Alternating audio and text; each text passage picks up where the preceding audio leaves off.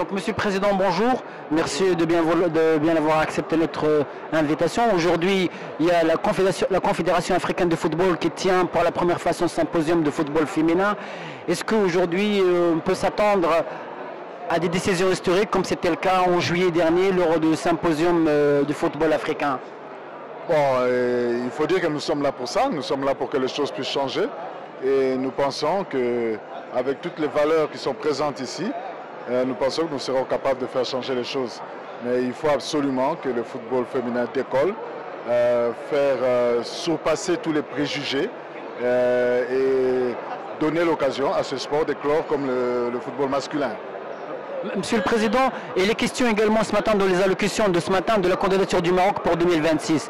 Est-ce qu'aujourd'hui on peut dire que l'Afrique elle est unie derrière la candidature marocaine ou il y a encore quelques désistements, quelques doutes là-dessus? Je ne pense pas qu'il devrait avoir des doutes. Nous avons intérêt. Le Maroc, c'est l'Afrique. Il serait difficile pour un Africain de choisir un autre. Et surtout que le Maroc semble réunir toutes les conditions qu'il faudrait. Un Africain doit choisir l'Afrique. Et ça serait inconcevable qu'on puisse avoir un autre choix que le Maroc. Puisque le Maroc, c'est l'Afrique. Bonjour madame, aujourd'hui donc il y a l'ouverture du premier symposium de football féminin africain. Est-ce que comme en juillet dernier à Rabat lors du symposium de football africain, est-ce qu'on peut s'attendre à des décisions historiques?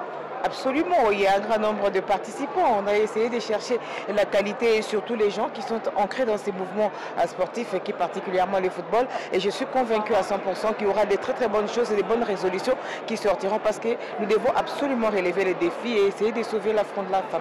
Madame, quelles sont les anomalies ou les entraves qu'il faut enlever dans la route du football féminin pour qu'elle décolle, pour qu'elle aura l'aura qu'elle mérite?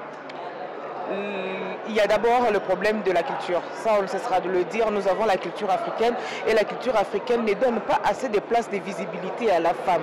Par exemple, dans les secteurs footballistiques en particulier, vous savez, nous jouons généralement avec des shorts, elles sont courtes. Il y a parfois certains bobos qui peuvent survenir à des endroits bien spécifiques. Et tout cela fait en sorte que ce n'est pas évident de pouvoir tolérer la présence d'une femme sur un terrain de football. Mais il y a également autre chose, c'est qu'il n'y a pas de soutien, il n'y a pas l'apport, il n'y a pas d'engouement. C'est-à-dire ceux qui viennent généralement assister au match de football féminin, ce sont des volontaires, des gens qui viennent et non pas avec l'idée de pouvoir déverser quelque chose ou je voulais dire payer le frais d'accès pour assister à un match de filles. Donc on vient dans les cas des loisirs et on a assez fait des promotions pour permettre à ce qu'il y ait un public. Mais ce public-là, bien que l'accès est gratuit, il ne vient toujours pas. Donc il n'y a pas de soutien financier, pas de public et tout ça, ça nous acculture un tout petit peu et ça fait en sorte que la femme dans les mouvements du football ne décolle toujours pas. Dernière question madame, et les questions également ce matin de la candidature du Maroc pour 2026.